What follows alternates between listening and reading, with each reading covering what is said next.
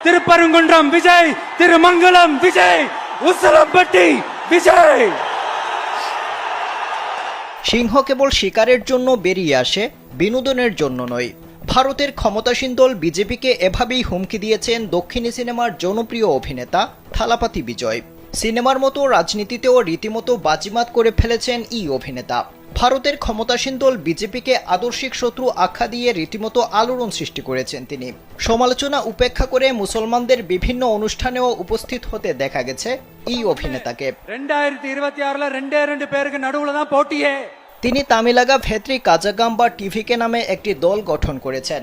2026 সালের তামিলনাড়ু বিধানসভা নির্বাচনে লড়বে তার দল। সবার ভরসা মা, আর মায়ের ভরসা এসিআই এরোসল। 50 বছরেরও বেশি সময় ধরে পরিবারের সুরক্ষায়। ACI Aerosol।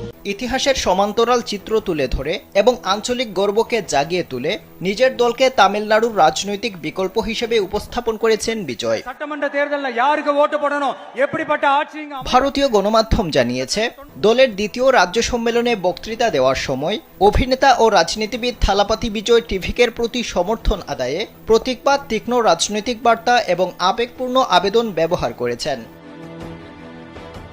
অনুষ্ঠানে বিজয় বলেন, একটি সিংহ ভিড়ের মধ্যে থাকতে জানে এবং সে একাও থাকতে জানে। এটি অনন্য। সিংহ কেবল শিকারের জন্য বেরিয়ে আসে, বিনোদনের জন্য নয়।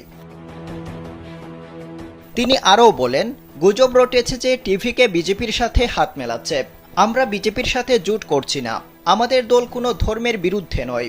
আমাদের দল জনগণের দল। তামিলনাড়ুর মানুষ বিজেপিকে প্রত্যাখ্যান করবে। জনসভা এবং নৈতিক স্পষ্টতার উপর ভিত্তি করে 2026 সালের বিধানসভা নির্বাচনের আগে টিভিকে একটি বিঘ্নকারী শক্তি হিসেবে চিত্রিত করেছেন বিজয়। বিশাল জনসভায় তার ভাষণকে টিভিকের মোড় গুড়িয়ে দেওয়া ভাষণ হিসেবে দেখছেন বিশ্লেষকরা। বিজেপিকে দ্ব্যর্থহীনভাবে নিজ দলের একমাত্র আদর্শিক শত্রু হিসেবে আখ্যায়িত করেছেন থালাপাতি বিজয়। আর টিভিকের প্ল্যাটফর্মকে অভিহিত করেছেন বিজেপির জনবিরোধী নীতি এবং কেন্দ্রীভূত শাসন মডেল বলে। বিজেপির বিরুদ্ধে তামিলনাড়ুর নির্দিষ্ট সাংস্কৃতিক ও আর্থসামাজিক বাস্তবতা উপেক্ষা করার অভিযোগ করেছেন এই অভিনেতা।